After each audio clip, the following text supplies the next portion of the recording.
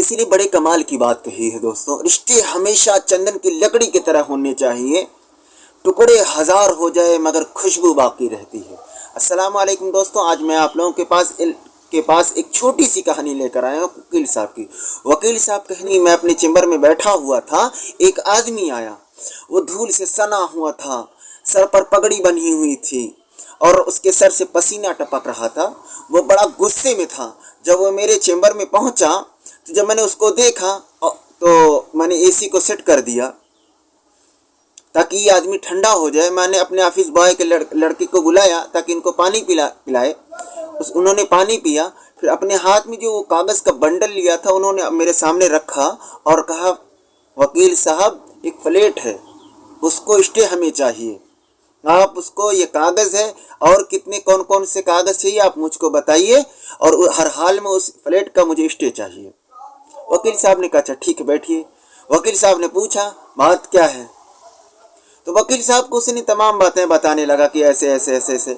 आधा घंटा तक वकील साहब को उसने अपनी बातें कही और जाते जाते वकील साहब से कहा कि वकील साहब और कोई कागज़ चाहिए तो मुझको ज़रूर बताना, मैं लेके आ जाऊंगा। वकील साहब ने कहा ठीक है, पहले मुझे कुछ समय दे दीजिए, ये आपका जो पेपर है इसको पढ़ लें, फिर उसके बाद उसी हिसाब से काम करेंगे आगे। 4 दिन के बाद आप मेरे पास आइएगा। वो आदमी चला गया। 4 दिन के बाद फिर वो आदमी पहुंचा, उसी हैयत में, उसी अंदाज में, धूल से सना हुआ था, सर से पसीना टपक रहा था। जब वो पहुंचा तो वकील साहब ने कहा कि बैठिए। उनको बिठाया और वकील साहब ने कहा कि हमने आपका पेपर पढ़ा है, बस फ़र्क इतना है कि आज आप नहीं बोलेंगे, सिर्फ मैं बोलूँगा। मैंने आपके पेपर पढ़ने के बाद इस पर पहुँचा कि आप अपने घर में 3 भाई बहन हैं। आपके बचपन में आपके माँ बाप का इंतकाल हो गया, आप घर के बड़े थे, अपने दोनों छोटे भाई बहनों को खूब मेहनत से पढ़ाया। आप अपनी पढ़ाई को छोड़ दिया, आप 9 तक पढ़े हुए थे। उसने कहा बिल्कुल। कहें आपने अपनी बहन की बढ़िया से बढ़िया जगह पे शादी कर दी? कहा। उसके बाद जहाँ तक मैं और समझा हूँ, आपने बताया था उस दिन कि मैंने उस भाई के लिए क्या क्या नहीं किया था। बचपन में उसको बैल ने मारा था सिंह, आप अपने कंधे पर लेके 5 किलोमीटर दूर तक उसको गए थे दवा कराने के लिए। उसकी किडनी खराब हुई, आपने अपने भाई को अपनी किडनी दे दी। उससे कहा खाली तू पढ़, मैं बड़ा माँ बाप बनकर मैं तुझको पढ़ाऊंगा। उसके लिए सब कुछ किया आपने।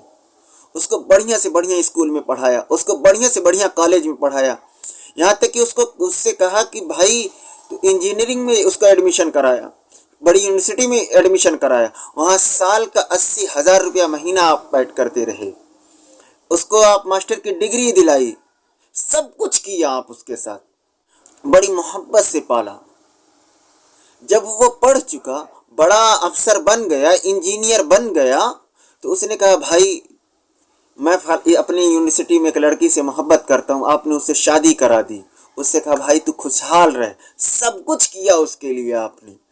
मगर उसने अचानक शादी होने के बाद वो शहर में रहने लगा, उसने फ्लैट खरीद लिया। उसने कहा कि भैया ऐसा है कि मैंने सूद से, बैंक से कर्ज लेकर ये घर खरीदा है, आप मेरे हिस्से की ज़मीन मुझको दे दो ताकि मैं उस ज़मीन को बेचकर उसका कर्ज अदा कर दूँ।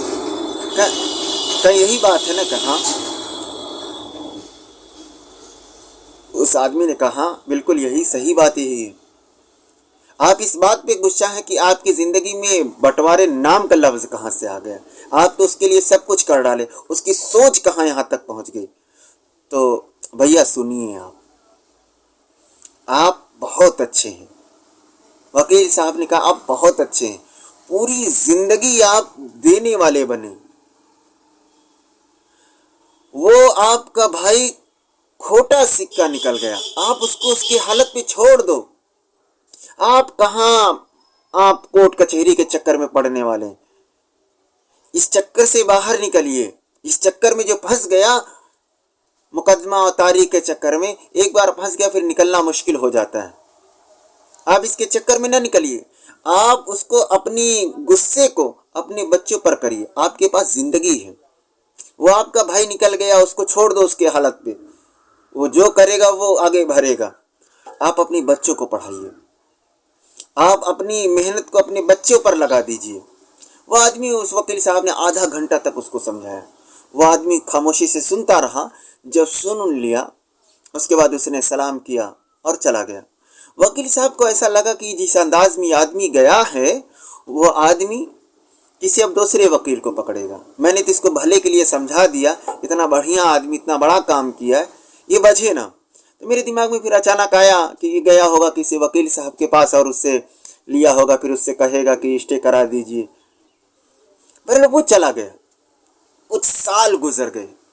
कुछ साल बाद अचानक वो आदमी आया तो चेहरे पर सफ़ेदी चमक रही थी। वो अपने बच्चे को लेकर आया और हाथ में एक मिठाई का डब्बा था। तो जब मैंने उसको देखा तो पहचान गया। तो मैंने कहा बैठिए बैठिए बैठिए। उस आदमी ने कहा नहीं वकील साहब, आज मैं बैठना नहीं चाहता हूँ, आज आपको मिठाई खिलाने के लिए आया हूँ। आपने उस दिन जो बातें मुझको समझाई थी ना कि आप अपने गुस्से को अपने बच्चे की तरफ, इस चीज़ को अपने बच्चे को पढ़ाने में लगाओ, कोर्ट कचहरी का चक्कर छोड़ दो, इसमें फंस जाएंगे तो सब बेकार हो जाएगा। मैंने आपकी बातें मानी, मैंने अपने बच्चे को पढ़ाया, मेरा बच्चा डॉक्टर बन गया और बढ़िया हॉस्पिटल मैंने खोला दिया अपने बच्चे के लिए। और आगे सुनिए, मेरे भाई को भी अपनी गलती का एहसास हो गया, उसने मुझसे माफ़ी मांगी और आपकी इतनी बड़ी बात ने मुझको यहाँ से यहाँ पहुँचा दिया, इसलिए ये मिठाई का पहला लड्डू आपका हक बनता है। छोटी सी कहानी है पर बड़ी बड़ी इमोशनल कहानी थी कि गुस्से में आदमी सब कुछ अपना बर्बाद कर लेता है। अगर वही गुस्से को ना सही दिशा दे दी जाए, सही डायरेक्शन में ले जाया जाए तो आदमी कहाँ से कहाँ पहुँच जाता है। और आदमी जज्बात में आके जब गुस्से में बहुत कुछ कर जाता है, फिर पीछे मुड़ने का उसके पास समय नहीं रह जाता, फिर रास्ते सारे बंद हो जाते। इसलिए अपने गुस्से को कंट्रोल करिए और अपने गुस्से को सही दिशा दीजिए, सही जगह पे जाने दीजिए। तब आदमी बहुत से बहुत कुछ कर सकता है। आप कर सकते हैं, हम कर सकते हैं। अगर वो आदमी, सोचिए, अगर वो आदमी उस वकील की बात ना समझा होता तो आज क्या होता? भाई भी हाथ से जाता, पैसा भी जाता, बुराई भी होती, सब कुछ हो जाता है। इसलिए दोस्तों, इस कहानी से आज हमको यही सबक लेने की ज़रूरत है। जब भी गुस्सा आए तो उस गुस्से को सही डायरेक्शन में ले जाए, इंतकाम न लें, वक्त पर छोड़ दें।